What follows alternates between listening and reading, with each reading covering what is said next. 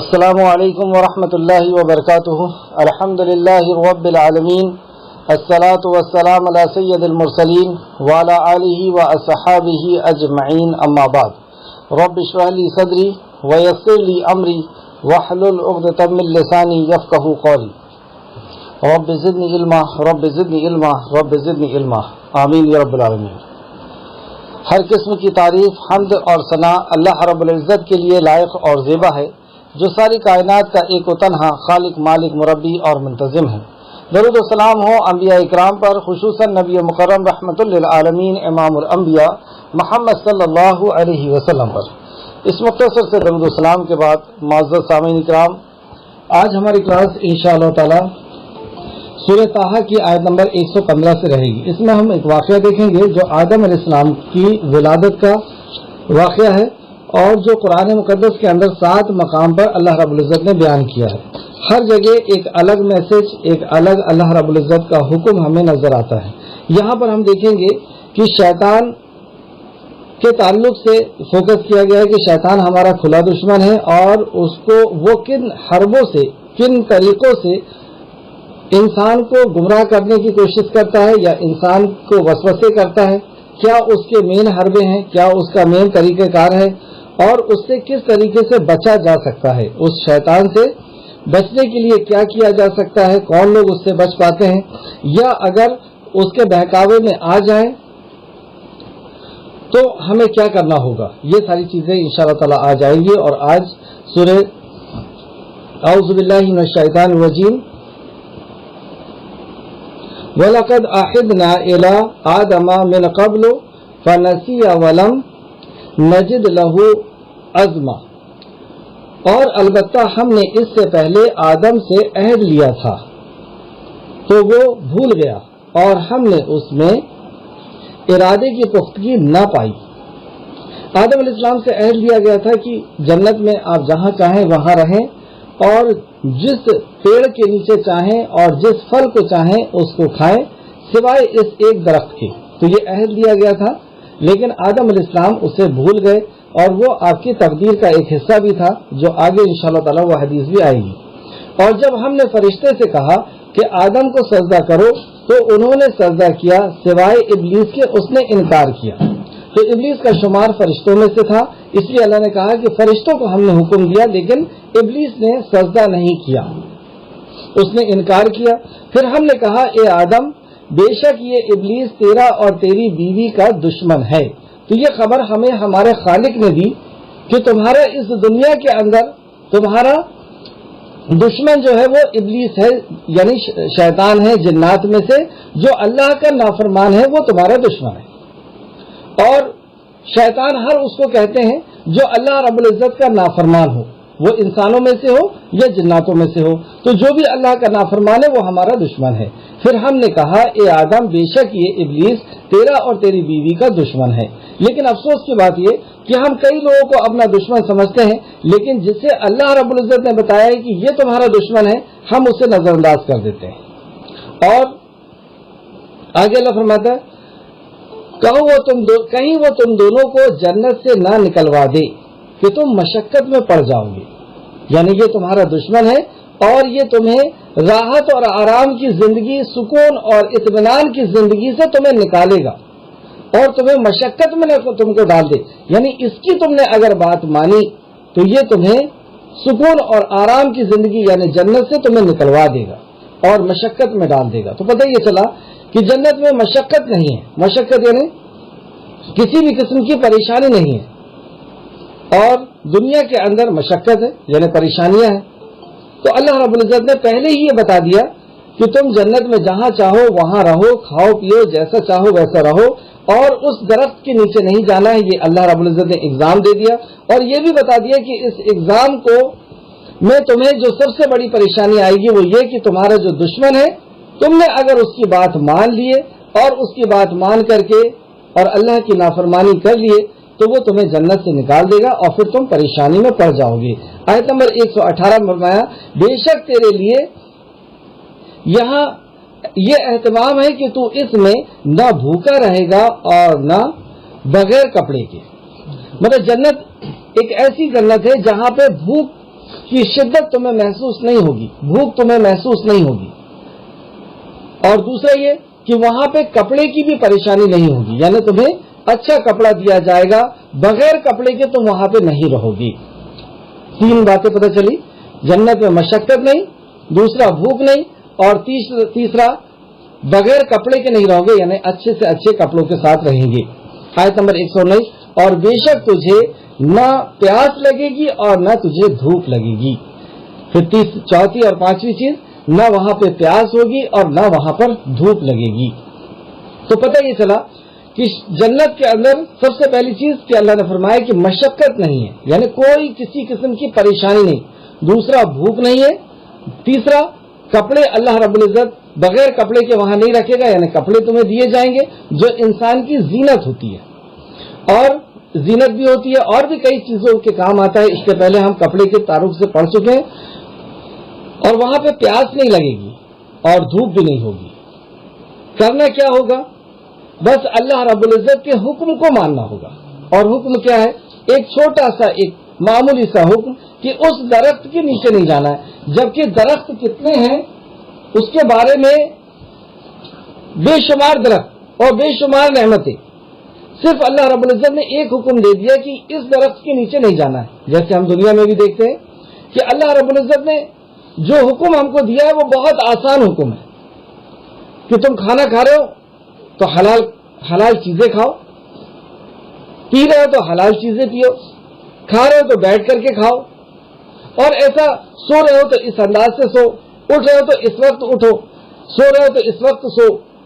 تو ایسے بالکل سمپل، کوئی حکم اللہ کا ایسا نہیں ہے کہ اس پہاڑ کو توڑ کر کے اور دوسری جگہ کھڑا کر دو، اس ندی کو دوسری طرف سے نکال دو، ایسے کوئی اللہ رب العزت حکم نہیں دیتا۔ تو بالکل سمپل حکم اللہ رب العزت نے دیا۔ پھر شیطان نے اس سے، آیت نمبر 120، پھر شیطان نے اس کے طرف وسوسہ کیا۔ تو پتہ یہ چلا کہ شیطان صرف وسوسہ کرتا ہے، یعنی دل اور دماغ کے اندر کچھ بات کو وہ ڈالنے کی کوشش ڈالتا ہے۔ اس نے کہا اے آدم، مطلب دل کے اندر وہ وسوسہ کر رہا ہے، بات کو ڈال رہا ہے، اے آدم کیا میں تجھے سدا جینے کا درخت اور بادشاہی نہ بتاؤں جو پرانی نہ ہو۔ یہ ہے ایک بہت بڑا حربہ، بہت بڑی چال جو شیطان کی طرف سے آدم ذات کی طرف بھی آتی ہے۔ آدم علیہ السلام کو بھی اس نے اسی طریقے سے بہکایا، اور دوسری طرف ہم حدیث کا اگر مطالعہ کریں تو پتہ چلتا ہے، دوسری جگہ قرآن میں بھی اللہ رب العزت نے فرمایا سورہ اعراف آیت نمبر 21 کے اندر، اور اس نے ان سے قسمیں کھا کھا کر کے کہا کہ میں تمہارا خیر خواہ ہوں۔ مطلب جب شیطان وسوسے کر رہا تھا آدم علیہ السلام کو تو قسم کھا کھا کر کے کیا، اس نے اللہ کی قسم کھا کے کیا۔ اس لیے آدم علیہ السلام کہتے ہیں کہ میں یہ کیسے گمان کر سکتا تھا کہ کوئی اللہ کی قسم کھا کر کے بھی جھوٹ بول سکتا ہے۔ تو اللہ کی قسم کھا کر کے بھی کچھ لوگ جھوٹ بول کر کے اور اللہ کے راستے سے اللہ کی نافرمانی پر ڈال دیتے ہیں۔ اسی طریقے سے ایک اور حدیث ہے، امام بخاری نے ابو ہریرہ کی روایت کو بیان کیا ہے کہ نبی کریم صلی اللہ علیہ وسلم نے فرمایا موسیٰ علیہ السلام آدم علیہ السلام سے جھگڑا کیا، مطلب جب یہ معراج میں ان کی ملاقات ہوئی تو موسیٰ علیہ السلام نے آدم علیہ السلام سے جھگڑا کیا اور ان سے کہا کہ آپ نے گناہ کے ساتھ لوگوں کو جنت سے نکلوا کر مشقت میں ڈال دیا۔ مطلب آپ نے یہ کیا کہ اس درخت کے پاس چلے گئے، کون کہہ رہا ہے؟ موسیٰ علیہ السلام آدم علیہ السلام کو کہہ رہے ہیں کہ اور لوگ مشقت میں آ گئے، یعنی ہم سب جنت سے آپ نکل گئے تو ساری آپ کی اولادیں نکل گئی اور ہم سب مشقت کے اندر، پریشانی کے اندر دنیا میں آ گئے۔ تو اے موسیٰ، پھر آدم علیہ السلام اس کا جواب دیتے ہیں۔ آدم علیہ السلام نے کہا اے موسیٰ، آپ کو اللہ تعالیٰ نے اپنے پیغام و کلام کے ساتھ منتخب نہیں کیا۔ مطلب آدم علیہ السلام نے موسیٰ علیہ السلام کو جواب دیا کہ اے موسیٰ، کیا اللہ رب العزت نے آپ کو اپنا نبی اور رسول نہیں بنایا؟ کیا آپ کو اپنا پیغام نہیں دیا، یعنی توراۃ نہیں دی؟ کیا آپ مجھے ایسے کلام کی وجہ سے ملامت کرتے ہیں جو اللہ تعالیٰ نے میری پیدائش سے پہلے لکھ دیا تھا؟ اور دوسری حدیث میں ملتا ہے کہ کیا تم نے توراۃ میں نہیں پڑھا کہ اللہ رب العزت نے میری پیدائش سے پہلے یہ چیز لکھ دیا تھا؟ یعنی یہ آدم علیہ السلام کے مقدر میں تھا، میرے لیے لکھ دیا تھا، یا آپ نے یہ فرمایا کہ جسے اللہ نے میری پیدائش سے بھی پہلے میرے مقدر میں لکھ دیا تھا. رسول کریم صلی اللہ علیہ وسلم نے فرمایا تو آدم علیہ السلام اور آدم علیہ السلام موسیٰ علیہ السلام پر غالب آ گئے جیسے موسیٰ علیہ السلام کہہ رہے تھے, لیکن یہاں پر جب جواب دیا آدم علیہ السلام نے تو آدم علیہ السلام غالب آ گئے. تو پتہ یہ چلا کہ آدم علیہ السلام کی یہ تقدیر میں پہلے سے لکھا ہوا تھا, اس وجہ سے یہ لغزش آپ سے ہوئی اور اس لغزش کے بعد پھر دنیا قائم ہوئی اور سارے لوگ دنیا کے اندر آئے اور دنیا میں پھر ان کی رہائش ہوئی. اور اللہ رب العزت نے یہاں پر بھی ہمیں آزمایا ہے کہ ہمیں بے شمار نعمتیں اللہ رب العزت نے عطا کر دی, اس قدر نعمتیں کہ جن نعمتوں کو نہ ہم گن پاتے, نہ دیکھ پاتے, نہ جان پاتے. پھر کچھ نعمتوں کے تعلق سے اللہ نے فرما دیا کہ اس نعمتوں کو تمہیں ہاتھ نہیں لگانا ہے, ان نعمتوں کو تمہیں نہیں استعمال کرنا, ان نعمتوں کو تمہیں نہیں لینا ہے. اور شیطان ہمیں اسی انداز میں بہکاتا ہے, کس انداز میں, جس انداز میں آدم علیہ السلام کو اس نے بہکایا. پھر سے ہم اس آیت کو دیکھتے ہیں. اس جو حدیث میں نے آپ کو بتایا اس حدیث کا نمبر لکھ لیں, بخاری شریف حدیث نمبر 4738 جو آدم علیہ السلام موسیٰ علیہ السلام کے اوپر غالب آئے. بخاری شریف حدیث نمبر 3409, دوسرا حوالہ 3409, مسلم شریف حدیث نمبر 7515.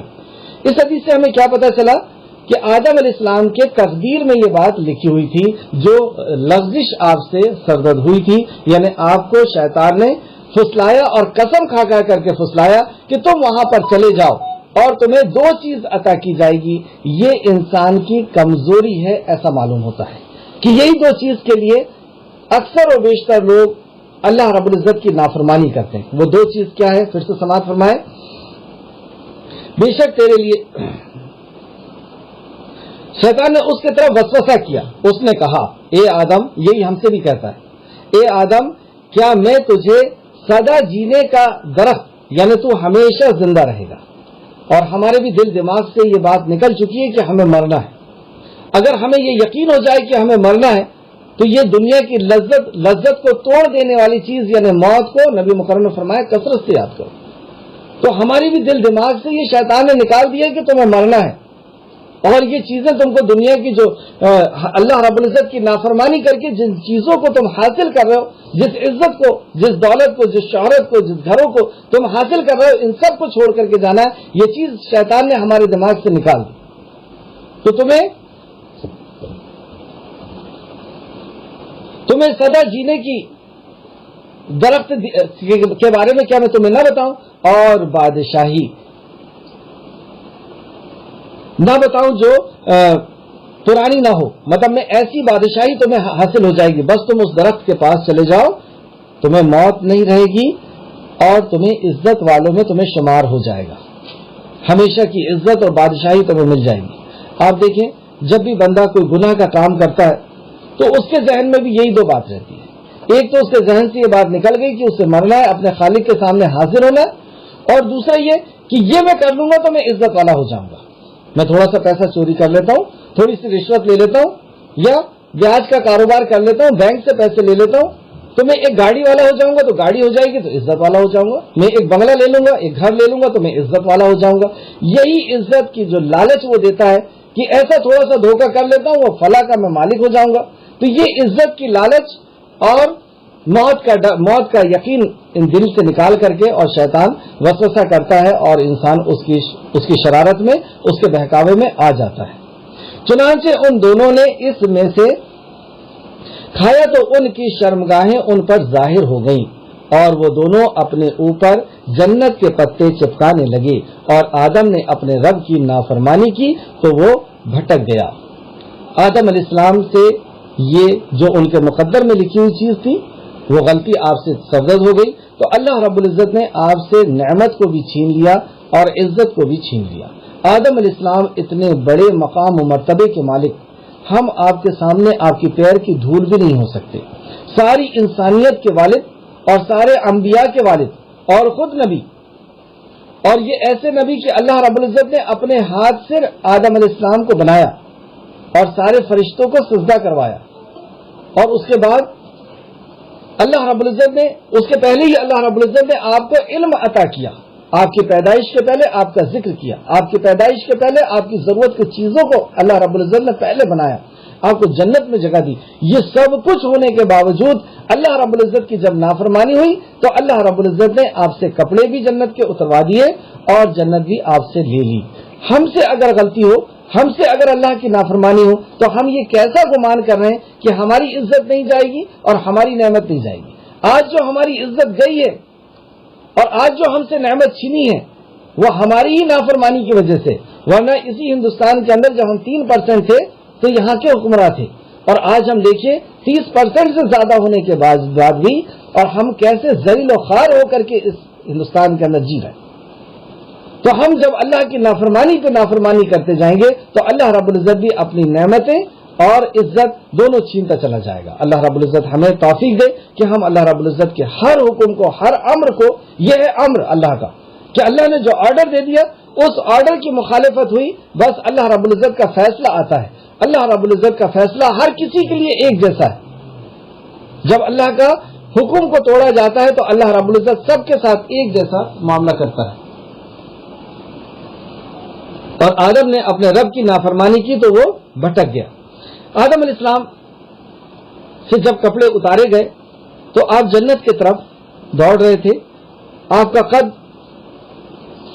اونچا بنایا گیا تھا، اونچا تھا، اور جنت کے پتوں کو آپ لپیٹ رہے تھے۔ ایک بڑے سے درخت میں جا کر کے آپ کا بال جو تھے وہ گنجان تھے اور وہ اوپر جا کر کے گھنے بال ہونے کی وجہ سے وہ اوپر جا کر کے پھنس گئے۔ اللہ رب العزت نے آواز دی، اللہ نے انہیں آواز دی، اے آدم کیا مجھ سے بھاگتے ہو؟ جب آدم علیہ السلام نے اللہ تعالیٰ کا کلام کو سنا تو عرض کیا، اے میرے رب میں تجھ سے بھاگتا نہیں، لیکن مجھے حیا آتی ہے، شرم آتی ہے، اگر میں توبہ کر لوں اور رجوع کر لوں تو کیا میں واپس جنت میں لوٹ جاؤں گا؟ اللہ تعالیٰ نے فرمایا ہاں۔ یہ معنی ہے اس ارشاد باری تعالیٰ کا جو اللہ رب العزت نے سورہ بقرہ آیت نمبر 37 کے اندر فرمایا۔ پھر آدم نے اپنے پروردگار سے کچھ کلمات سیکھ لیے اور معافی مانگی تو اللہ نے ان پر مہربانی فرمائی۔ تفسیر ابن ابو حاتم جلد نمبر 5 حدیث نمبر 1451 اور 1452، تفسیر ابن کثیر جلد نمبر 4 صفحہ نمبر 85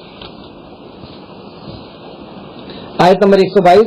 پھر اسے اس کے رب نے برگزیدہ کیا، مطلب جب آدم علیہ السلام نے توبہ کی تو اللہ رب العزت نے انہیں قبول کیا اور انہیں اونچا اٹھایا تو اس کی توبہ قبول کی اور ہدایت دی۔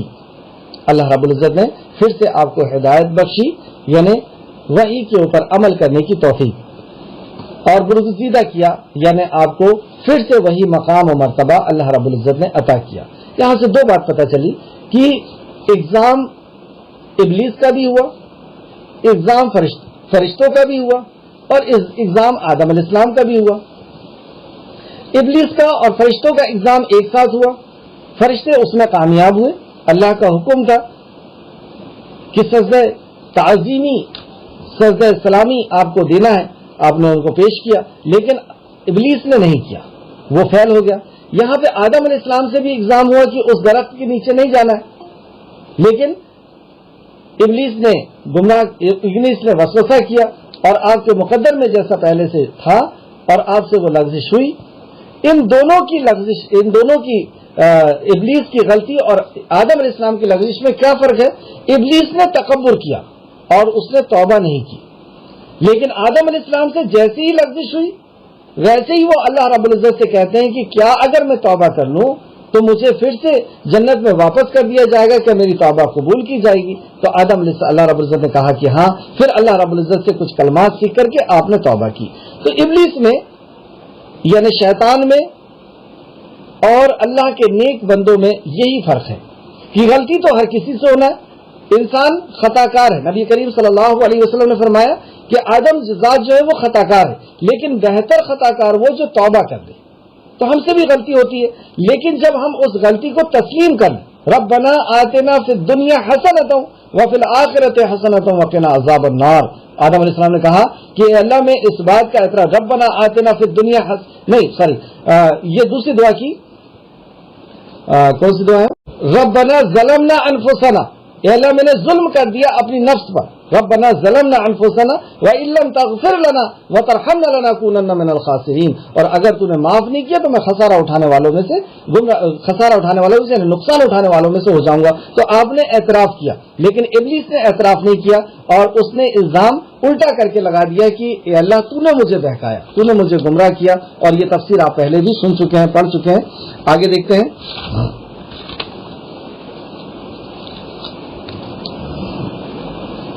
آیت نمبر 123۔ اللہ رب العزت نے فرمایا تم دونوں یہاں سے اکٹھے اتر جاؤ۔ جب یہ لفظش ہو گئی آدم علیہ السلام سے تو آپ جنت سے نکالنے کا اللہ رب العزت نے آپ کو حکم دے دیا کہ اب آپ کو زمین کی طرف جانا ہے، جو اللہ رب العزت نے پہلے سے ایک نظام قائم کر رکھا تھا، اللہ رب العزت کی طرف سے طے شدہ ایک فیصلہ تھا، تو اس کی طرف اللہ رب العزت آدم علیہ السلام کو اور آدم علیہ السلام کی بیوی کو اور جنات کو اور پورے جنات کے اہل و عیال کو اللہ رب العزت زمین کی طرف لوٹا رہا ہے۔ اب زمین کی طرف پہنچاتے وقت اللہ رب العزت نے کچھ وصیتیں اور کچھ نصیحتیں فرمائی۔ وہ نصیحتیں کیا ہیں؟ جو آدم ذات کے لیے سب سے پیاری نصیحت خالق کائنات کی، یعنی ہمارے لیے۔ تو اللہ رب العزت نے فرمایا تم دونوں یہاں سے اکٹھے اترو، تمہارے بعض کے دشمن ہیں۔ سب سے پہلی خبر یہ کہ تمہارے بعض کے دشمن ہیں۔ تو دشمنی آدم کے اندر اور جنات شیطان کے اندر یہ ڈالی ہوئی ہے، اور اس دشمنی کی وجہ سے وہ تمہیں وہاں پر بھی ٹھیک سے رہنے نہیں دے گا اور تمہیں گمراہ کرے گا اور کوشش کرے گا کہ تمہیں پھر سے واپس جہنم کے اندر لے کر کے آئے۔ تو پتہ یہ چلا کہ ہم اس دنیا میں کیوں آئے ہیں؟ ایگزام دینے کے لیے آئے ہیں، اور اس ایگزام کو فائٹ کرنے کے لیے، اس ایگزام کو پاس کرنے کے لیے ہمارے پاس ایک سلیبس اللہ رب العزت کی طرف سے دیا ہوا ہے، اور اس ایگزام کو پاس کرنے میں ہمارا ایک دشمن ہے اور وہ ہے شیطان۔ یہاں اللہ رب العزت فرمایا تمہارے بعض کے دشمن ہیں، پھر جب تمہارے پاس میری ہدایت پہنچے۔ اب دشمن تو ہیں، لیکن اس دشمنی سے کیسے ٹکرانا ہے یا کیسے اس سے کامیاب ہونا ہے وہاں پر۔ پھر جب تمہارے پاس میری ہدایت پہنچے، تو جس نے میری ہدایت کی پیروی کی تو وہ نہ گمراہ ہوگا اور نہ وہ مشقت میں پڑے گا۔ سبحان اللہ، ہمارے خالق نے دنیا کے اندر بھی فرمایا کہ تم وہاں پر بھی مشقت میں نہیں رہو گے۔ جیسے جنت میں جب ہمارے بابا کو ڈالا اللہ رب العزت نے، تو آدم علیہ السلام سے کہا کہ تم یہاں مشقت میں نہیں رہو گے، بس ایک کام کرنا ہے کہ اس درخت کے نیچے نہیں جانا۔ اللہ رب العزت نے اس دنیا میں بھی ایسے ہی فرمایا کہ تم میری ہدایت تمہارے پاس جا رہی ہے، اب میری ہدایت تمہارے پاس آئے گی، یعنی آدم ذات کو خطاب ہے کہ جتنی بھی آدم ذات قیامت تک آنے والی ہیں ان تک اللہ رب العزت کی ہدایت پہنچے گی۔ اب وہ اعلیٰ فرماتے ہیں کہ ہدایت سے مراد تفسیر ابن کثیر جلد نمبر 4 اور صفحہ نمبر 87 یعنی اسی کی آیت کی تفسیر میں ہے کہ ہدایت سے مراد ابو اعلیٰ فرماتے ہیں کہ اللہ رب العزت کی وحی ہے اور نبی ہے، کیونکہ اس وحی کو نبی ہی سمجھاتے ہیں اور نبی جو فرماتے ہیں وہ بھی اللہ کی طرف سے وحی ہوتی ہے۔ تو یہ ہدایت تمہارے پاس آئے، تو جس نے اس ہدایت کی اتباع کی، تو دو بہت قیمتی چیز آپ نے فرمائی کہ وہ گمراہ نہیں ہوگا اور مشقت میں نہیں پڑے گا۔ تو ہمیں پتہ چلا کہ اگر ہم مشقت سے بچنا چاہتے ہیں اور گمراہی سے بچنا چاہتے ہیں، پہلے تو یہ کہ اگر ہم گمراہی سے بچنا چاہتے ہیں تو اس کا واحد اور ایک ہی راستہ ہے کہ ہم اللہ رب العزت کی وحی کو، اللہ کی ہدایت کو مضبوطی سے پکڑ لیں ہدایت۔ اور دوسرا کہ اگر ہم مشقت سے بچنا چاہتے ہیں تو بھی ہمیں یہی کرنا ہوگا۔ دوسری جگہ بھی اللہ رب العزت فرمایا سورہ بقرہ آیت نمبر 38 کے اندر، سورہ بقرہ آیت نمبر 38، وہاں پر بھی سیم اسی طریقے سے اللہ رب العزت نے آدم علیہ السلام کے واقعے کو بیان فرمایا اور کہا کہ تم سب زمین کی طرف اتر جاؤ، اور کہا قُلْنَا اهْبِطُوا مِنْهَا جَمِيعًا، تم سب زمین کی طرف اتر جاؤ، یعنی آدم ذات اور جنات۔ قُلْنَا اهْبِطُوا مِنْهَا جَمِيعًا وَيَأْتِيَنَّكُم مِّنِّي هُدًى، اور جب کبھی میری ہدایت تمہارے پاس آئے، فَمَن تَبِعَ ہدایہ، تو جو اس ہدایت کی اتباع کرے گا، وَلَا خَوْفٌ عَلَيْهِمْ وَلَا هُمْ يَحْزَنُونَ، تو نہ انہیں کوئی خوف ہوگا اور نہ وہ غمگین ہوں گے۔ وہاں پہ اللہ رب العزت نے یہاں پہ دو نعمتیں بتائی اور سورہ بقرہ کے اندر بھی دو نعمتیں بتائی کہ نہ انہیں کوئی خوف ہوگا اور نہ وہ غمگین ہوں گے۔ آج ہم دیکھیں کہ اسی طریقے کی زندگی میں امت مسلمہ گزر رہی ہے۔ وجہ کیا ہے کہ اللہ رب العزت کی ہدایت کو چھوڑ دی، قُلْنَا اهْبِطُوا مِنْهَا جَمِيعًا، کہ اس کی جو ہدایت آ رہی ہے اس کو سیکھنے سے، اس کا علم حاصل کرنے سے، اس کا ایمان اور اس پہ عمل، یہ ساری چیز ہم نے چھوڑ دیے تو سب سے پہلا اس کا نتیجہ یہ ہوا کہ ہم گمراہی میں چلے گئے.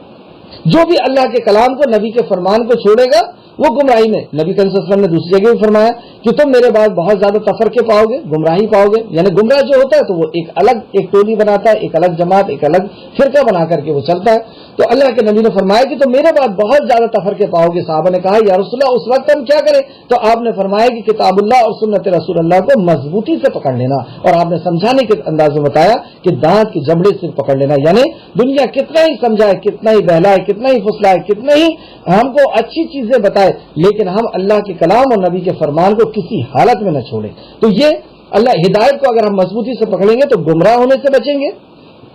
اور دوسرا یہ کہ مشقت سے بچیں گے.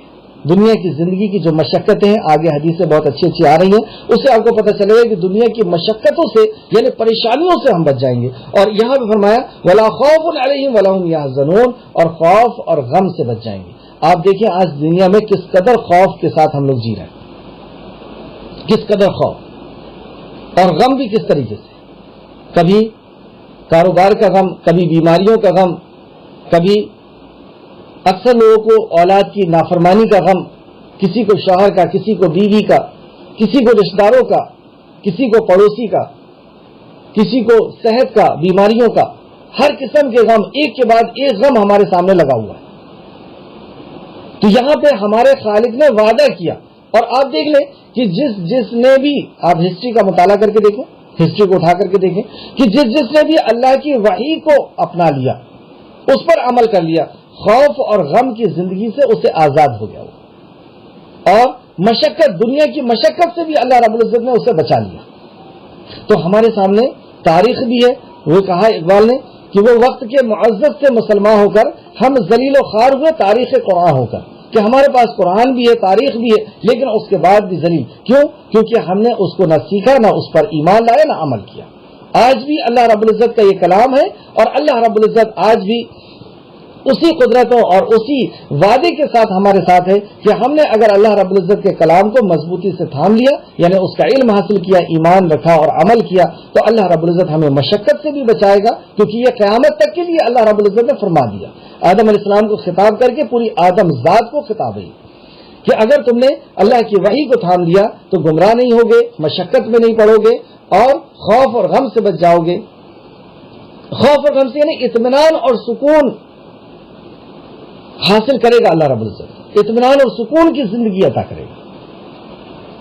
اچھا، یہ تو ہو گیا کہ وحی پر جب ہم عمل کریں گے اور شیطان کو دشمن سمجھ کر کے جئیں گے. یعنی اللہ کو جو نافرمان ہے وہ ہمارا دشمن ہے، جو اللہ کا دشمن وہ ہمارا دوست کیسے ہو سکتا ہے؟ جو ہمارے خالق اور مالک کا، جو ہمارے رازق کا، جو ہمارے رحمان اور رحیم رب کا، جو ہمارے اوپر شفقت کرنے والا، رحم کرنے والا رب ہے، اس کا جو دشمن ہے وہ ہمارا دوست کیسے ہو سکتا ہے؟ تو جب ہم اس کو دشمن جان کر کے اور اللہ رب العزت کی وحی پر ایمان لائیں گے، علم حاصل کریں گے، عمل کریں گے، تو اللہ رب العزت ان ساری مصیبتوں اور پریشانیوں سے، خوف اور غم سے اور مشقتوں سے اللہ رب العزت اور گمراہ ہونے سے بھی ہمیں بچائے گا. یہ سب سے اہم پوائنٹ ہے کہ ہم گمراہ ہونے سے بھی بچ جائیں گے. لیکن اگر ہم نے اس کلام کو چھوڑ دیا تو کیا ہوگا؟ آیت نمبر 124، وَمَنْ عَرَضَ عَنْ ذِكْرِي فَإِنَّ لَهُ مَعِيشَةً ضَنْكًا. وَمَنْ عَرَضَ، اور جس نے اعراض کیا، انکار کیا، دنیا کی ہر کتاب، ہر علم حاصل کرنے کا، ہر فیلڈ کا نالج حاصل کرنے کا اس کے پاس وقت ہے، لیکن وہ اعراض کر رہا ہے تو اللہ کی وحی سے اعراض کہ مجھے نہیں سیکھنا، مجھے نہیں سمجھنا، وہ کیا کہتا ہے، وہ کیا چاہتا ہے، مجھے اس کے بارے میں کچھ نہیں جاننا. تو اس نے اعراض کیا ہر کسی کے لاجک پر، ہر کسی کی بات پر، ہر کسی کے اپنے سوچ پر اس نے عمل کیا. کبھی دوستوں پر، کبھی اپنے نفسانی خواہشات پر، کبھی اپنے رشتہ داروں پر، کبھی معاشرے پر، ہر کسی پہ، لیکن اس نے قرآن پر عمل نہیں کیا، قرآن سے اعراض کیا. قرآن کا جو حکم ہے اس حکم کو ہم کو پورا نہیں کرنا ہے، دوسرے حکموں کو ہم کو پورا کرنا ہے. یہ اس کا مطلب ہے اعراض کرنا. ایمان ہر کسی کے اوپر لا رہا ہے، لیکن اللہ رب العزت کی ذات پر، آخرت کے دن پر وہ ایمان نہیں لا رہا ہے. یہ ہے اعراض کرنا. تو ومن اعرض، اور جس نے اعراض کیا، ان ذکری، ذکر سے کیا مراد ہے؟ یہاں ذکر سے اللہ رب العزت کا کلام، اللہ رب العزت کی وحی مراد ہے. تو ومن اعرض عن ذکری فإن له معیشۃ ضنکا، تو میں اس کی معیشت کو، یعنی اس کی زندگی کے گزران میں تنگی اور پریشانی، معیشت کا زن کا تنگی اور پریشانی کے گھیرے میں اللہ رب العزت اسے ڈال دے گا۔ اب دیکھیں آپ، زندگی تنگی اور پریشانی کے ساتھ گزرے گی۔ ایک تو یہ تھا کہ جب اللہ کے کلام کو مانے گا تو تنگی اور پریشانی سے بھی نکلے گا، خوف اور غم سے بھی نکلے گا، گمراہی سے بھی بچے گا، اور جب اللہ کے کلام کو چھوڑے گا تو گمراہ بھی ہوگا، اور تنگی اور پریشانی، ایک مصیبت جائے گی دوسری آ کے کھڑی۔ کبھی صحت کی پریشانی ہے، کبھی کیونکہ قرآن کے حساب سے، اللہ کی وحی کے حساب سے اس نے بچے کی پرورش نہیں کی، بزنس نہیں کیا، اپنے صحت کا خیال نہیں رکھا، سویا اور جاگا اس طریقے سے نہیں، کھایا اور پیا اس طریقے سے نہیں، تو ہر طریقے کی پریشانیوں میں ملوث رہے گا۔ اور روز قیامت، یہ تو دنیا تباہ اور برباد ہو گئی، دنیا تو تباہ اور برباد ہو گئی، اور اس کو ہمیں چاہیے کہ ہم اس کو پریکٹیکلی دیکھیں کہ جو لوگ اللہ رب العزت کی وحی کے اوپر عمل کرتے ہیں واقعی ان کی زندگی اچھی رہتی ہے کیا، اور جو لوگ اس کی وحی کا انکار کرتے ہوئے زندگی جیتے ان کی زندگی کیسی رہتی ہے۔ جب ہم غور کریں گے تو ہمیں پتہ چلے گا کہ واقعی اللہ رب العزت کا کلام سچا ہے، اس کو کوئی انگلی نہیں اٹھا سکتا، اس کلام کے اوپر کوئی بھی نکتہ چینی نہیں کر سکتا۔ تو یہ دنیا تباہ اور بربادی کے سہارے گزر جائے گی۔ عمر فاروق نے بھی فرمایا اسی کلام کے ذریعے سے اللہ رب العزت قوموں کو عروج بخشتا ہے، اور اسی کلام کے ذریعے سے زوال پیدا ہوتا ہے۔ تو اللہ کے کلام کو جب قوموں نے اپنا رہبر اور رہنما بنایا، اپنا آئیڈیل بنایا، اپنے اللہ کے کلام کو زندگی حیات زندگی کا دستور حیات سمجھا، تو اللہ رب العزت نے اسے عروج بخشا۔ اور جب اللہ رب العزت کے کلام کو اس نے کسی اور مقصد کے لیے سمجھ لیا، قسم کھانے کے لیے، لکھ کر کے ٹانگ لینے کے لیے، فلاں کرنے کے لیے، فلاں کرنے کے لیے، دستور حیات نہیں ہے، زندگی گزارنے کا طریقہ نہیں ہے، تو اللہ رب العزت نے زوال، اور اس طریقے کا زوال کہ ہم دیکھ رہے ہیں کہ آج ہمارا کیا حالت ہے۔ تو یہ دنیا تو تباہ اور برباد ہو گئی، اب آخرت کیا ہوگی؟ مرنا ہے، قبر کے اندر جانا ہے، تو قبر میں کیا ہوگا؟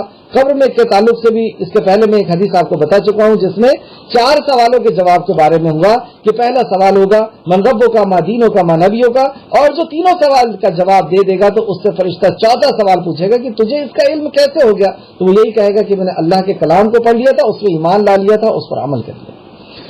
اور پھر قبر سے جب وہ اٹھایا جائے گا تو آیت نمبر 124 کا دوسرا حصہ، اور وہ روز قیامت ہم اسے اندھا بنا کر کے کھڑا کریں گے۔ تو دنیا تو تباہ اور برباد ہو گئی۔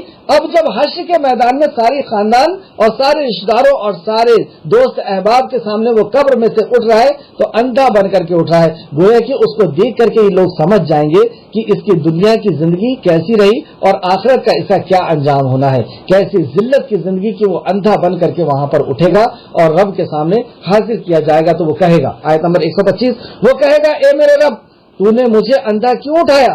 جیسے دن میں ہم سوئے، رات میں ہم سوئے اور صبح ہم اٹھے تو اچانک اندھے ہو گئے، تو ہم بہت حیران و پریشان ہو کے کہیں گے کہ یہ کیا ہوا میرے ساتھ، میں تو کل اچھا بھلا دیکھتا تھا اور آج اندھا کیسے ہو گیا؟ تو اسی طریقے سے، کیونکہ نبی مکرم نے بھی فرمایا کہ جس طریقے سے تم سوتے ہو اس طریقے سے مر جاؤ گے، اور جس طریقے سے اٹھتے ہو اس طریقے سے اٹھائے جاؤ گے۔ تو جب قبر میں سے ہم اٹھائے جائیں گے اور دکھے گا نہیں، اللہ رب العزت ہم سب کو محفوظ رکھے، ہم سب کو محفوظ رکھے، آمین یا رب العالمین۔ صحیح معنوں میں قرآن کو سیکھنے، اس پہ غور و فکر کرنے، اس پہ عمل کرنے، ایمان لانے اور اللہ کے نبی کے مطابق ہم کو عمل کرنے، اور صحابہ کرام نے جس طریقے سے قرآن و حدیث کو سیکھا سمجھا اور عمل کیا ویسا عمل کرنے کی توفیق اور رفیق عطا فرمائے۔ تو جو شخص اس طریقے سے نکلے گا کہ وہ اندھا ہوگا تو وہ کہے گا کہ میں تو کل دیکھتا بھالتا تھا، میں کیسے ہی اندھا ہو گیا؟ آیت نمبر 124 جواب، جبکہ میں تو دیکھتا بھالتا تھا۔ آیت نمبر 125 ارشاد ہوگا اسی طرح تیرے پاس میری آیتیں آتی رہیں اور تو نے اسے نظر انداز کیا، آج تیرے ساتھ بھی وہی سلوک کیا جائے گا۔ تیرے سامنے میری آیتیں آتی رہیں، آیتیں یعنی نشانیاں، آیتوں سے مراد قرآن بھی ہے، اللہ کی نشانیاں بھی ہیں، اللہ کے معجزے بھی ہیں۔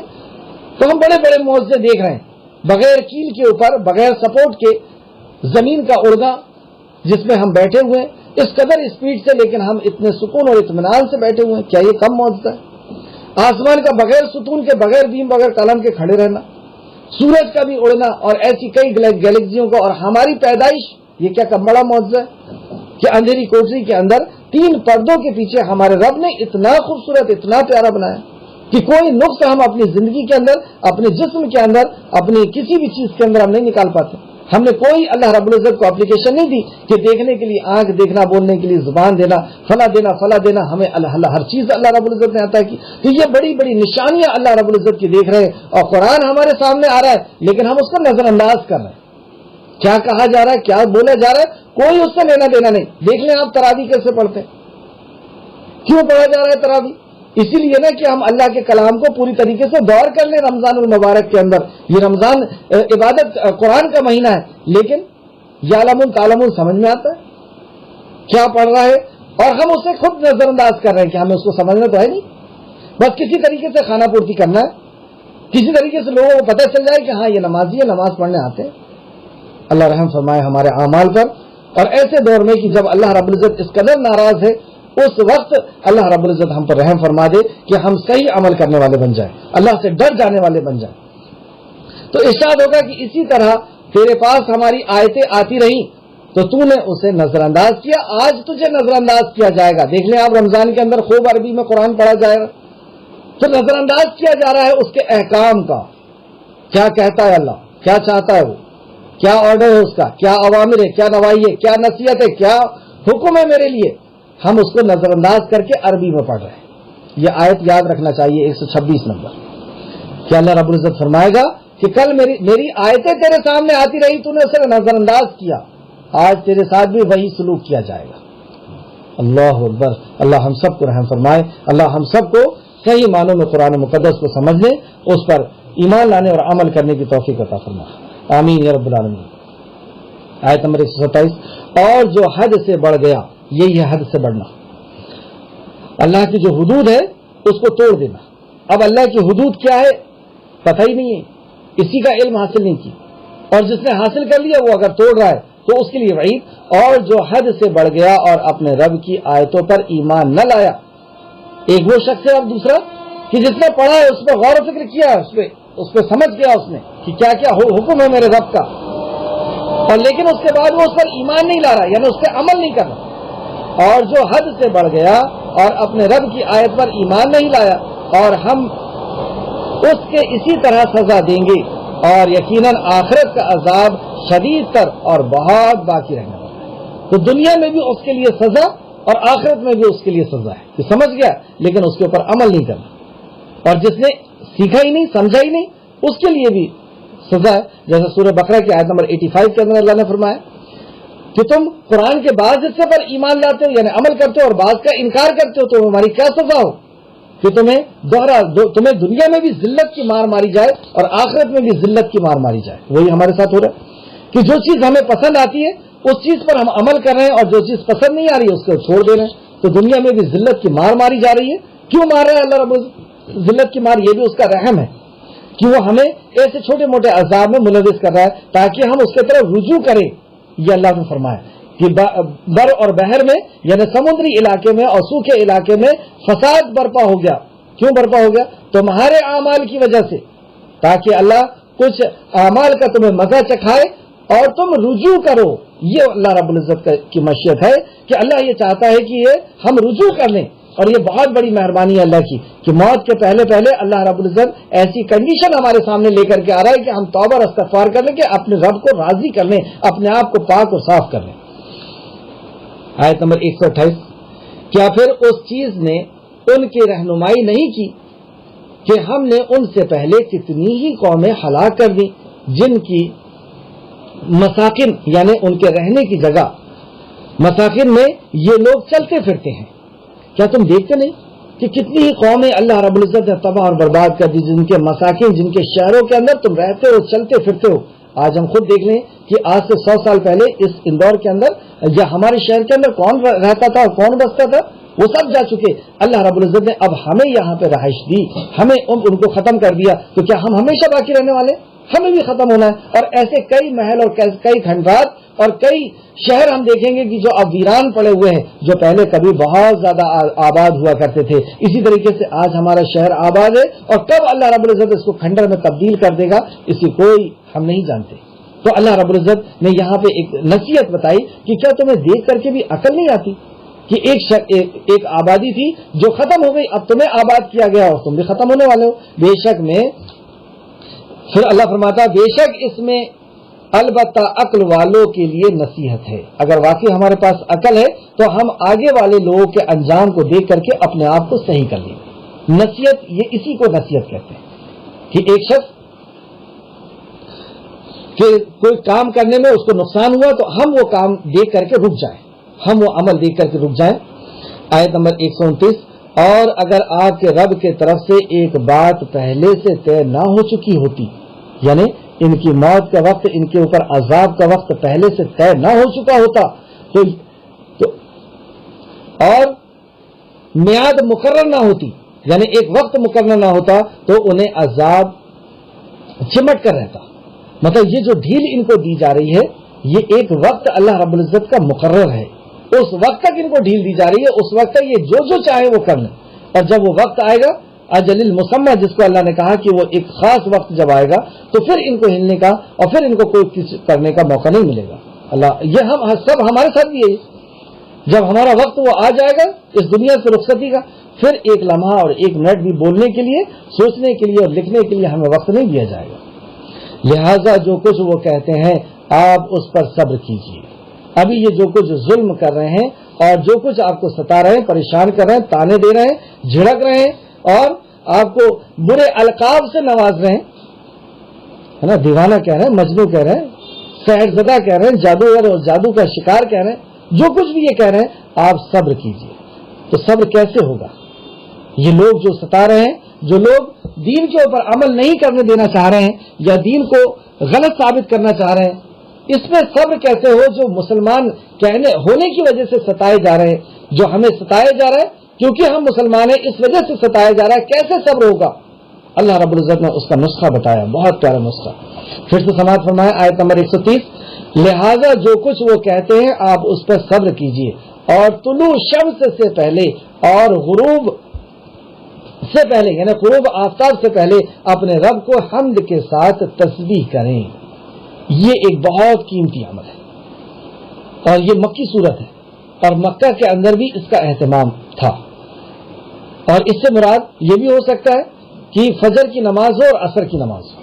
جیسے ایک حدیث ملتی ہے, چند حدیثیں میں آپ کو اس طلوع آفتاب سے پہلے اور غروب آفتاب سے پہلے جو ذکر و اذکار کی فضیلت ہے اس کے تعلق سے جو یہاں پہ اللہ رب العزت نے کہا, پھر سے سماعت فرمائے, لہذا جو کچھ وہ کہتے ہیں آپ اس پر صبر کیجیے اور طلوع شمس سے پہلے اور اس کے غروب سے پہلے اپنے رب کی حمد کے ساتھ تسبیح کیجیے.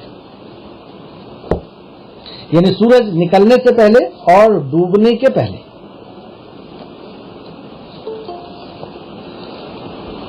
سیدنا ابو ہریرہ رضی اللہ عنہ بیان کرتے ہیں کہ رسول کریم صلی اللہ علیہ وسلم نے فرمایا, جو شخص صبح و شام سبحان اللہ و بحمدہ 100 مرتبہ پڑھے تو قیامت کے دن اس سے افضل عمل لے کر آنے والا کوئی شخص نہیں ہوگا. کیا وہ کہے گا؟ وہ اعلان کرے گا صبح اور شام توحید کا. اور توحید کا اعلان کیا ہے؟ سبحان اللہ و بحمدہ, کہ سبحان پاک ہے میرا رب اور حمد ساری کی ساری کا سارا شکر اور سارا کا سارا حمد الحمدللہ میں یہ آتا ہے حمد. تو حمد کے معنی ہوتے ہیں کہ ہر قسم کی تعریف اور ہر قسم کا شکر اللہ کے لیے. میری کوئی تعریف نہیں, میری ڈگریوں کی اور میری صلاحیت کی, میری طاقت کی کوئی تعریف نہیں اور کوئی شکر کسی کا نہیں.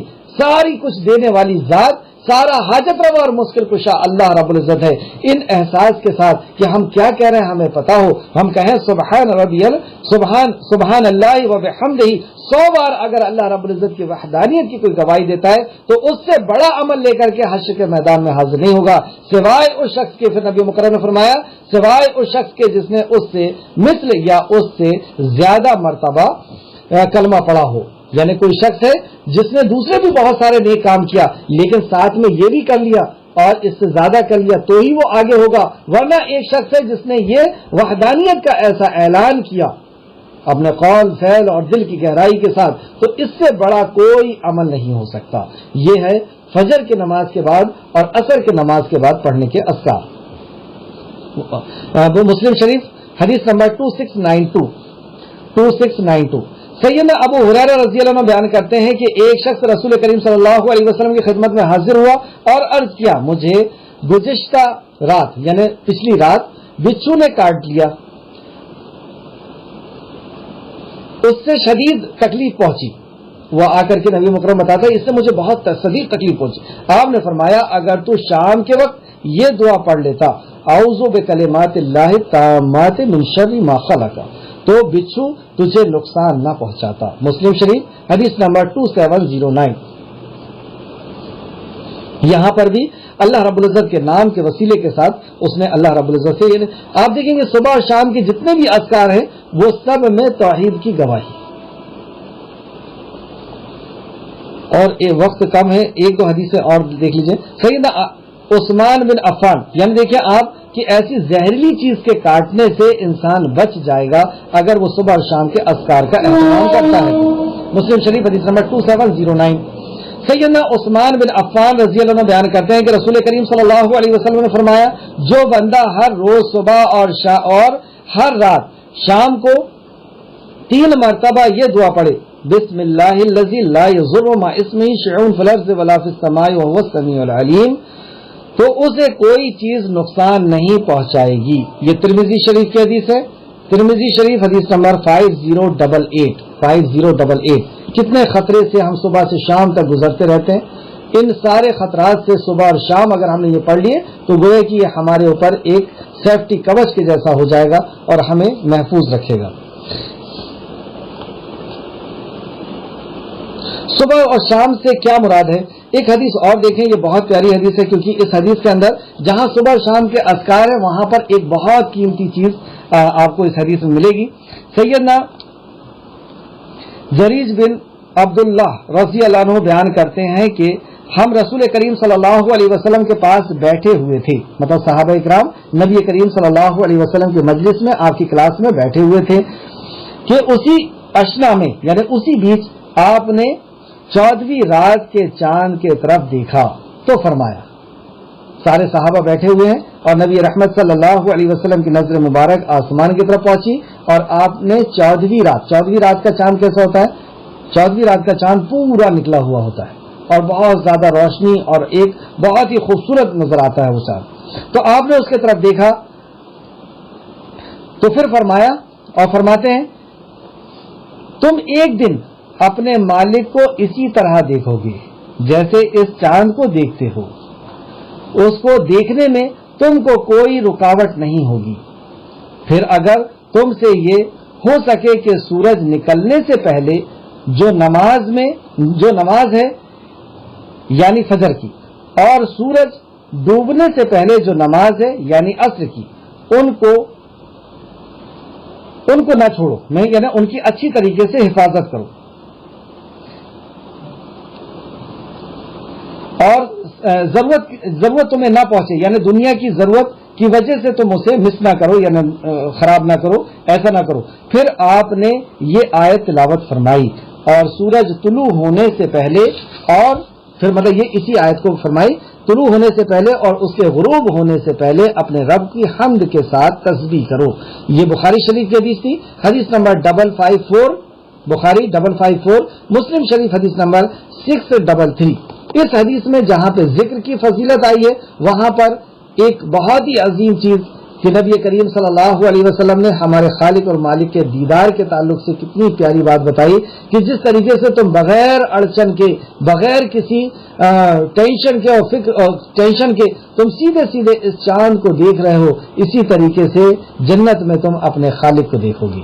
अच्छा, यहाँ से एक चीज और पता चली कि सहाबा इकराम का मकाम और मर्तबा, क्योंकि आपने सारे सहाबा जो वहां पे बैठे हुए थे उनको ये खिताब किया कि तुम जिस तरीके से चांद को देख रहे हो इस तरीके से अल्लाह को देखोगे, तो आपके हिदायत याफ्ता और जन्नती होने की एक दलील ये भी है। मुस्लिम शरीफ में लिखा एक और हदीस, सैयदना अम्मारा बिन वैब रज़ी अल्लाह अन्हु बयान करते हैं कि रसूल करीम सल्लल्लाहु अलैहि वसल्लम ने फरमाया उन दोनों वक्तों की नमाज यानी फजर और असर पढ़ने वाला आग में नहीं जाएगा। सुभान अल्लाह, आग में ये दाखिल नहीं होगा अगर हम फजर और असर की पाबंदी करते हैं। मुस्लिम शरीफ हदीस नंबर 427।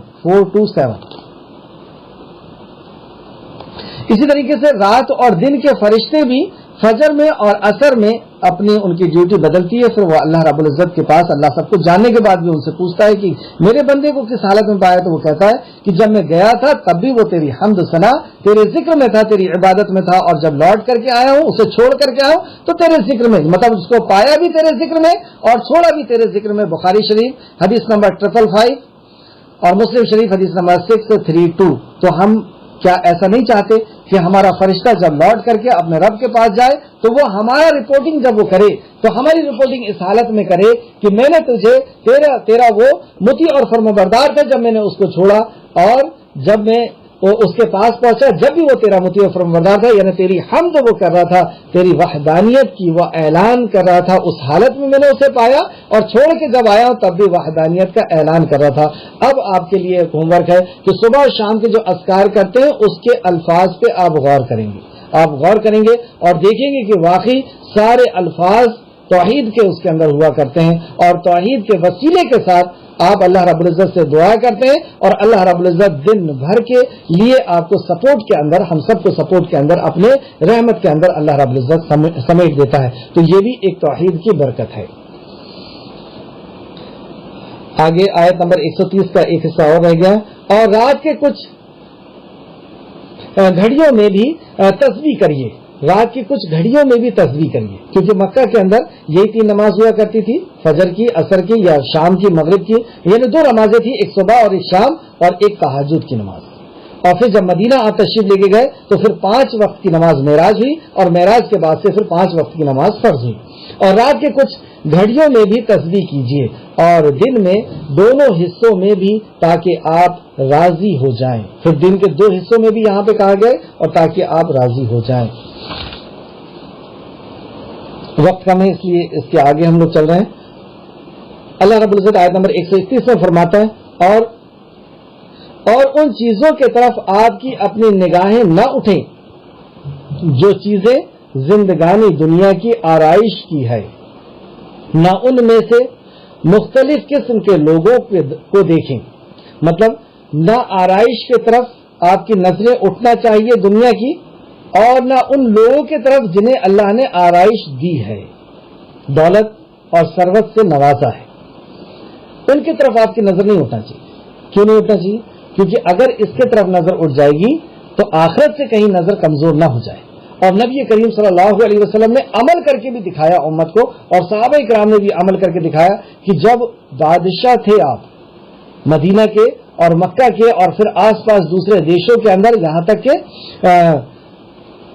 بحرین وغیرہ اور آس پاس کے علاقوں میں آپ کی حکومت ہو گئی تھی، اس کے بعد بھی نبی کریم صلی اللہ علیہ وسلم نے جو عوام کی دولت تھی یا لوگوں کا سرمایہ تھا اس کے اوپر آپ نے کبھی جو ہے اپنا قبضہ نہیں کیا۔ جیسے آج دیکھتے ہیں بادشاہ جو ہوتا ہے تو ایسا لگتا ہے کہ بادشاہ جو ہے وہ پورے دیش کا مالک ہے، بادشاہ مالک نہیں ہوتا، بادشاہ خادم ہوتا ہے۔ اس لیے خلیفہ اس کی دیکھ ریکھ کرنے والا، اس کی حفاظت کرنے والا ہوتا ہے، اس کی دولت پر اس کا اثر حق نہیں ہوتا۔ یہ اسلام نے سکھایا۔ تو نبی کریم صلی اللہ علیہ وسلم دنیا کے اوپر آپ کی بالکل بھی نظر نہیں تھی، اور دنیا کے دولت مندوں کے اوپر بھی نظر نہیں تھی۔ اس تعلق سے چند حدیث دیکھتے ہیں۔ ایک ہی حدیث دیکھیں،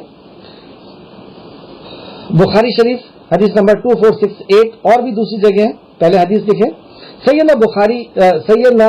صحیح بخاری میں ہے کہ حضرت عمر بن خطاب رضی اللہ عنہ جب رسول کریم صلی اللہ علیہ وسلم کے پاس اس خیمے میں گئے جس میں رسول کریم صلی اللہ علیہ وسلم نے ازواج مطہرات یعنی امہات ہماری جو مائیں ہیں امہات المومنین سے الہ یعنی قسم کھانے کے بعد علیحدگی اختیار کر لی تھی۔ مدینہ میں جب نبی کریم صلی اللہ علیہ وسلم نے ازواج مطہرات سے علیحدگی اختیار کر لی تھی تو مدینہ کے اندر ایک کوہرام سمجھ گیا تھا کہ آپ نے اپنی بیویوں کو طلاق دے دی ہے، اور نبی مکرم ایک حجرے کے اندر تھے، اور اس حجرے میں عمر فاروق وہاں پہنچتے ہیں، اور وہاں پہ ایک حبشی غلام ہوتے ہیں، 3 بار اجازت مانگتے ہیں، آپ کو اجازت نہیں دی جاتی ہے، بار بار اجازت نہ ملنے کے بعد ممبر کے پاس آ کر کے بیٹھ جاتے ہیں، اور جو لوگ وہاں پہ تسبیح اور حمد و ثنا اللہ کی کرتے رہتے ہیں وہاں پہ روتے رہتے ہیں، تو وہاں پہ بیٹھ کر کے عمر فاروق بھی روتے رہتے ہیں، اور پھر بعد میں آتے پھر حبشی غلام سے کہتے ہیں کہ آپ اجازت میرے لیے مانگیے۔ آخر کار 3 بار کے بعد آپ کو اجازت دی گئی، اور پھر جب آپ اندر داخل ہوئے۔ میں یہاں پہ بتانا یہ چاہ رہا ہوں کہ عمر فاروق कौन है? आपके ससुर हैं, और ये खबर दे दी गई है कि सारी उम्महातुल मोमिनीन को तलाक दे दी गई है। ससुर अपनी बेटी के लिए, बाप अपनी बेटी के लिए दामाद के पास किस अंदाज में, इस कंडीशन में जाना चाहिए? सुभान अल्लाह। ये देखें आप कि वाकई उमर फारूक और जो सहाबा इकराम थे वो नबी करीम सल्लल्लाहु अलैहि वसल्लम के मकाम और मर्तबे को कैसा जानते थे। 3 बार इजाजत मांग रहे, इजाजत नहीं मिल रही, मेंबर के पास आकर के रो रहे हैं, और फिर जब इजाजत मिल गई तो अंदर दाखिल होते हुए कह रहे हैं, दूसरी हदीस के हवाले से मैं आपको बता रहा हूं, अंदर जाते हुए कह रहे हैं कि या रसूल अल्लाह, मोमिन इस बात पर राजी है, मोमिन आपके फैसले पर राजी है। मतलब ये नहीं कह रहे हैं कि मैं राजी हूं, अपने तरफ से कह रहे हैं कि सारा मोमिन राजी है इस बात पर जो आप फैसला कर लें।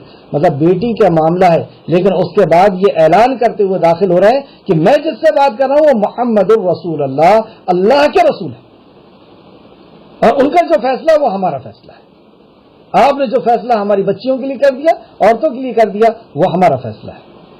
सुभान अल्लाह। और फिर जब नबी करीम सल्लल्लाहु अलैहि वसल्लम ने आपकी आवाज सुनी, आप उठे, तो आप उस वक्त एक चटाई पर लेटे हुए थे, जो खजूर की चटाई थी। आगे सुनते हैं। तो हजरत उमर ने देखा कि आपकी खजूर की चटाई पर तकिए लगाए हुए इसराफ फरमा रहे हैं, यानी आराम फरमा रहे हैं, और घर के तरफ झांका, मतलब घर की तरफ देखा तो घर में एक कोने में आपने छाल को देखा, किसी पेड़ की छाल रखी हुई है, और दूसरी तरफ देखा कि 2 चमड़े, गीले चमड़े यानी सूख रहे हैं। और नबी करीम सल्लल्लाहु अलैहि वसल्लम जब उठे तो आपकी पीठ के ऊपर निशान थे।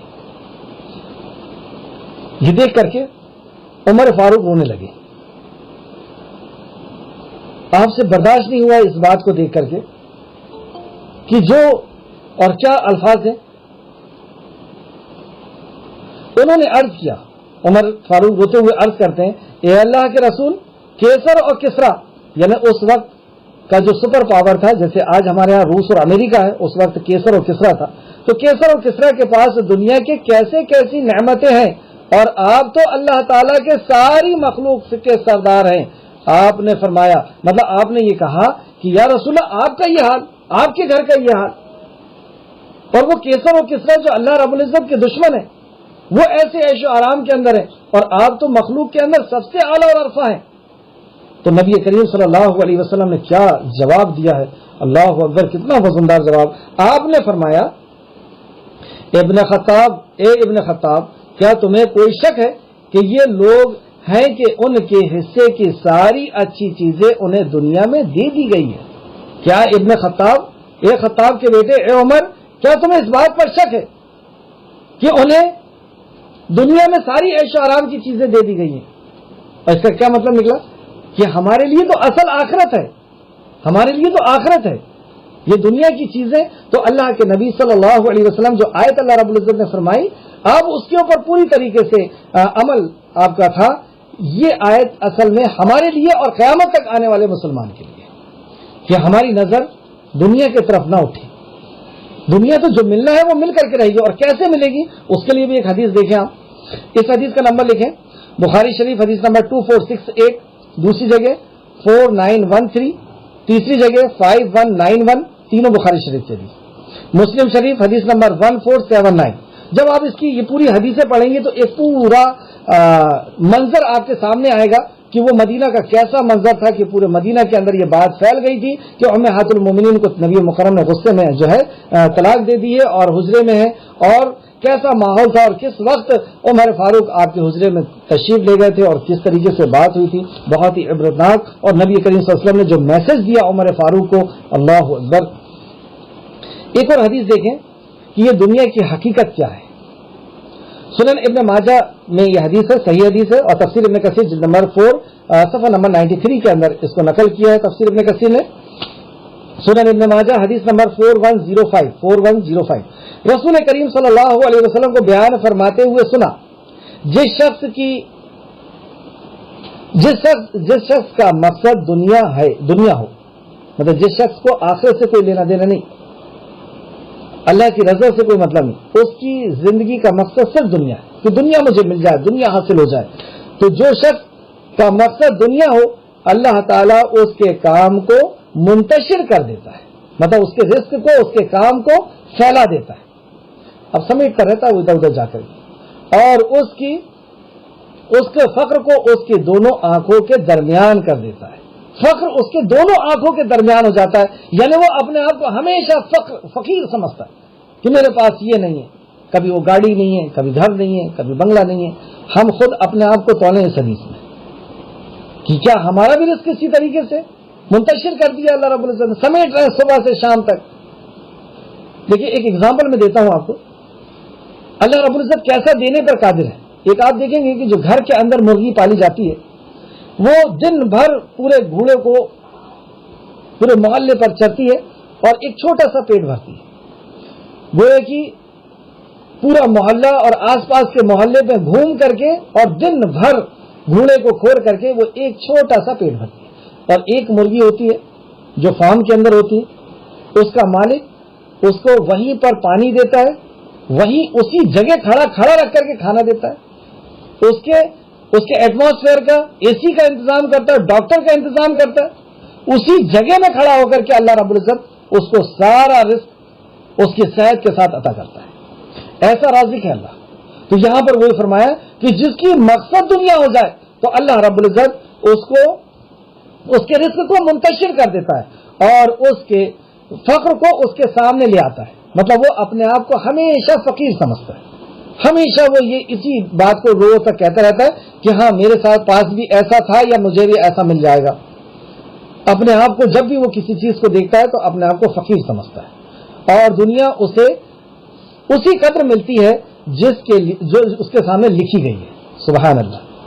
اور اس کا یہ رزق کا پھیل جانا اور اپنے آپ کو فقیر سمجھنا، حقیر سمجھنا کوئی فائدے کا نہیں. اس کو اتنا ہی ملے گا جتنا اس کے رب نے اس کے لیے لکھ دیا ہے. ایسا نہیں کہ وہ زیادہ دنیا میں ادھر ادھر بھٹکنے سے وہ زیادہ کما لے گا یا اس کی حقارت جو ہے اس کی نظر میں ختم ہو جائے گی، وہ بڑا پیسے والا ہو جائے گا، دولت اور بڑی بلڈنگ والا ہو جائے گا. اور جس کی نیت میں آخرت ہو، دوسرا حدیث کا حصہ، اور جس کی نیت میں آخرت ہو، یعنی وہ آخرت کی زندگی جی رہا ہے، دنیا کو حاصل کرنے کے لیے وہ آخرت کے اوپر اس کی نظر آخرت کو حاصل کرنے کے لیے آخرت کے اوپر اس کی نظر ہے، تو تو اللہ تعالیٰ اس کے کام کو اکٹھا کر دیتا ہے، یعنی سمیٹ دیتا ہے. اب اس کو رزق سمیٹ کر کے اللہ رب العزت عطا کرتا ہے. کم وقت میں، کم محنت میں، کم مشقت اور پریشانی میں اللہ رب العزت اس کے رزق کو سمیٹ دیتا ہے اور اس کے دل کو غنا سے بھر دیتا ہے. اب اس سے جب آپ پوچھیں گے تو اندر سے اس کی ایک آواز نکلتی ہے، الحمدللہ. یہ آواز سن کر کے آپ کو لگے گا کہ واقعی یہ غنی ہے، یہ دل کا غنی ہے. اسے نہیں ہے آپ کی دولت سے مطلب، آپ کی گاڑی اور آپ کے بنگلوں سے اور آپ کی عزت سے بھی اس کو مطلب نہیں. اس کو جو عزت اللہ نے دے دیا، اس کو جو دولت دے دیا، اس کو جو گھر اور جو گاڑی دے دیا، اس کے اوپر یہ اتنا مطمئن ہے کہ اندر سے اس کی آواز نکل رہی ہے، الحمدللہ، اللہ سے رشک. تو اللہ اس کو غنی کر دیتا ہے. اور آخری جملہ سنیے جو بہت ہی عبرتناک ہے، اور دنیا ذلیل اور رسوا ہو کر کے اس کے پاس چلی آتی ہے. دنیا ذلیل کر کے اللہ رب العزت اس کے قدموں کے اندر ڈال دیتا ہے. یہ کس کا فرمان ہے؟ نبی کریم اللہ کے رسول صلی اللہ علیہ وسلم کا فرمان ہے. جو فرمان اللہ رب العزت کا فرمان ہے، انداز صرف نبی کریم صلی اللہ علیہ وسلم کا ہے. تو اللہ رب العزت بھی ہمیں ایسا دل عطا فرما دے اور ایسی نظر عطا فرما دے جو آخرت رخی ہو جائے، آخرت کا ہمارا ٹارگٹ ہو جائے کہ ہمیں آخرت کو کامیاب کرنا ہے. تو دنیا اللہ رب العزت ایسا سمیٹ کر کے دے دے گا اور دل کو غنی کر دے گا، دل کو غنی کر دے گا، اور دنیا ذلیل ہو کر کے ہمارے قدموں کے اندر آئے گی. حدیث کو پھر سے نوٹ کر لیں. سنن ابن ماجہ حدیث نمبر 4105 صحیح حدیث ہے. اپنی آیت میں واپس آئیں. آیت نمبر 131 کا دوسرا حصہ، تاکہ ہم انہیں ان کے ذریعے سے آزمائیں. مطلب ہم نے ان کو دولت کیوں دی ہے، کیوں ان کو اتنا مالدار کیا ہے؟ ہم نے ان کو مال دے کر کے انہیں آزما رہے ہیں. اور آپ کے رب کا رزق بہت بہتر اور باقی رہنے والا ہے. لیکن آخرت میں جو آپ کو ملنے والا ہے، دنیا میں جو اطمینان اور سکون کے ساتھ آپ کو یہ رزق ملا ہے، اور آخرت میں جو ملنے والا ہے وہ بہت باقی رہنے والا ہے. اس تعلق سے بھی کچھ حدیثیں تھیں، لیکن آگے دیکھتے ہیں آیت نمبر 132. اور اپنے اہل و عیال کو نماز کا حکم دیجیے اور اس پر قائم رہیے. مطلب نماز کا حکم دیجیے اور اس پہ قائم رہیے. دوسری جگہ بھی اللہ نے فرمایا کہ اپنے آپ کو اور اپنے اہل و عیال کو قو انفسکم واہلیکم نارا قودھا الناس والحجارہ، اپنے آپ کو اور اپنے اہل و عیال کو جہنم کی آگ سے بچاؤ جس کا ایندھن انسان اور پتھر ہے. یہاں پر بھی اللہ نے حکم دیا کہ خود بھی ہم اللہ رب العزت کے مطیع و فرمانبردار رہیں اور اپنے گھر والوں کو بھی اس کا مطیع و فرمانبردار بنائیں. اللہ ہم سب کو توفیق دے. ہم آپ کے رزق نہیں مانگتے، اللہ فرماتا ہے پھر ہم آپ سے رزق نہیں مانگتے. واقعی ہم سے کیا مانگے گا ہمارا خالق؟ ہم ہی آپ کو رزق دیتے ہیں، ہم تو خود اس کے محتاج ہیں. ایک ایک لمحہ ہم اس کی دھڑکن، ہم دل کو دھڑکنے کے لیے بھی دل اس کا محتاج ہے، کھانے کے لیے، پانی کے لیے، ہوا کے لیے، ہر چیز کے لیے، کھڑے ہونے کے لیے اس کی زمین کے محتاج، ہر چیز کے لیے ہم ایک ایک لمحہ اس کے محتاج ہیں. اور بہترین انجام تو اہل تقوی کا ہی ہوگا. تو انجام کے لحاظ سے جو کامیاب ہونے والے ہیں وہ متقی لوگ ہونے والے ہیں، جو تقوی رکھنے والے ہیں. جو رمضان آ رہا ہے یہی تقوی کی ٹریننگ کو لے کر کے آ رہا ہے. آیت نمبر 133، اور انہوں نے کہا وہ ہمارے پاس اپنے رب کے طرف سے کوئی نشانی کیوں نہیں لاتے. اب مکہ والوں کا وہی پرانا رویہ مشرکین مکہ کا کہ تم تو ہمارے سامنے کوئی معجزہ لے کر کے آؤ، کوئی چیز ایسی دکھاؤ، کیوں نہیں لے کر کے آ جاتے معجزہ. تو اس سوال کا ایک اور سوال اللہ نے بھی کر دیا. اس کا جواب میں پھر اللہ رب العزت سوال کرتا ہے کہ تم یہ کہتے ہو کہ معجزہ دکھایا جائے گا کہ یہ اور پہاڑ کو ہٹا کر کے یہاں پہ باغ بنا دو اور یہاں نہریں نکال دو اور یہاں پہ کھیتیاں ہم کریں گے، یا فلاں پہاڑ کو سونے کا کر دو، یا فلاں کر دو، فلاں کر دو. یہ جو تم مطالبے کر رہے ہو اس کے پہلے بھی مطالبے کیے گئے، اس کے پہلے بھی انبیاء آئے، تم نے اس پر کیوں نہیں ایمان لے آئے؟ تو اللہ رب العزت نے اسی انداز میں جواب دیا، کیا ان کے پاس پہلے صحیفے میں واضح دلیل نہیں آ چکی تھی؟ اس کے پہلے بھی تو صحیفے آئے تھے، اس کے پہلے بھی تو کتابیں آئی تھی، اس کے پہلے بھی تو نبی آئے تھے، انہوں نے بھی تو معجزے دکھائے تھے. اس وقت کیوں نہیں لے کے آ گئے تھے تم ایمان؟ یا اس وقت جو صحیفے آئے تھے اس پہ کیوں نہیں نصیحت کر لیے تھے؟ تو سوال کے اوپر پھر اللہ رب العزت نے سوال کیا، کیونکہ وہ خالق ہے، وہ جانتا ہے کہ یہ ان کا صرف ایک بحث ہے، اس سے ایمان نہیں آنا ہے. ان معجزات کو دیکھ کر کے ایمان نہیں آنا، ایمان صرف اسی سے ایمان نہیں آنا، اسی سے ایمان نہیں آنا. کیا ان کو یہ معجزہ آسمان، سورج، چاند، زمین، اپنی پیدائش، یہ معجزے نظر نہیں آتے؟ نبی مکرم صلی اللہ علیہ وسلم کی سچائی ان کو معجزہ نظر نہیں آتا؟ نبی مکرم صلی اللہ علیہ وسلم کا ایک ایک احکام اور اس کے اوپر صحابہ کا چلنا، یہ سب ان کو نظر نہیں آتا؟ آخر 2 آیت، اور اگر بلا شبہ ہم انہیں اس رسول سے پہلے کسی عذاب سے ہلاک کرتے تو وہ لوگ کہتے، اے ہمارے رب تو نے ہمارے طرف کوئی رسول کیوں نہ بھیجا کہ ہم ذلیل اور رسوا ہونے سے پہلے تیری آیات کی پیروی کرتے. یعنی اللہ رب العزت عالم الغیب وہ سب کچھ جانتا ہے. جب ہم پیدا ہوئے تھے تبھی سے وہ ہم کو جانتا ہے کہ ہم صحیح عمل کریں گے کہ نہیں کریں گے. تو اللہ رب العزت اگر ان کو پہلے سے ہی اٹھا کر کے جہنم میں ڈال دیتا تو یہ کیا کہتے کہ ہمارے پاس کوئی فرشتہ، ہمارے پاس کوئی نبی کیوں نہیں آ گیا، کتاب آ جاتی تو ہم ہدایت یافتہ ہو جاتے. یہ ایسا کہیں گی. آپ کہہ دیجئے ہر ایک انجام کار کا منتظر ہے. اللہ اکبر. یہ آخری آیت ہے اور کس انداز میں یہ بات کہی جا رہی ہے. آپ کہہ دیجئے ہر ایک انجام کے ہر ایک منتظر ہے، یعنی تم بھی انتظار کرو، میں بھی انتظار میں ہوں کہ تم جو اللہ رب العزت کی نافرمانی کر رہے ہو، اللہ کے نبی کی نافرمانی کر رہے ہو، تمہارا انجام کیا ہونے والا ہے. اور میں بھی اس انتظار میں ہوں کہ مجھے مسلمان بھی اس انتظار میں کہ اللہ رب العزت انہیں کس طریقے سے سرخرو کرنے والا ہے. تو آپ کہہ دیجئے ہر ایک انجام کار کا منتظر ہے، انتظار میں ہے، لہذا تم بھی انتظار کرو، تم جلد ہی جان لوگے کہ راہ راست والے کون ہیں اور ہدایت یافتہ کون ہیں. آخر میں جب ہر اینگل سے، ہر زاویے سے، ہر انداز میں سمجھایا جا چکا، اللہ رب العزت نے ڈرا کے، قسم کھا کر کے اور پچھلے لوگوں کے واقعات دکھا کر کے، جنت جہنم کا تذکرہ کر کے، انبیاؤں کے قصص بتا کر کے، قصے بتا کر کے اور قوموں کا انجام بتا کر کے، کئی انداز میں ڈرا کر کے، محبت سے رحمان اور رحیم کہہ کر کے ہر انداز میں سمجھا دیا. اور اس کے بعد اب آخر میں کہہ دیا کہ تم بھی انتظار میں رہو اور مومن بھی انتظار میں. جلد پتہ چل جائے گا کہ ہدایت یافتہ کون لوگ تھے اور کون باغی تھے اور ان کے انجام کو تم جلد جان لو. کیا پتہ چلا اس سے؟ کہ ہمارے سامنے بہت جلد ہماری آخرت آنے والی ہے، ہماری موت آنے والی ہے.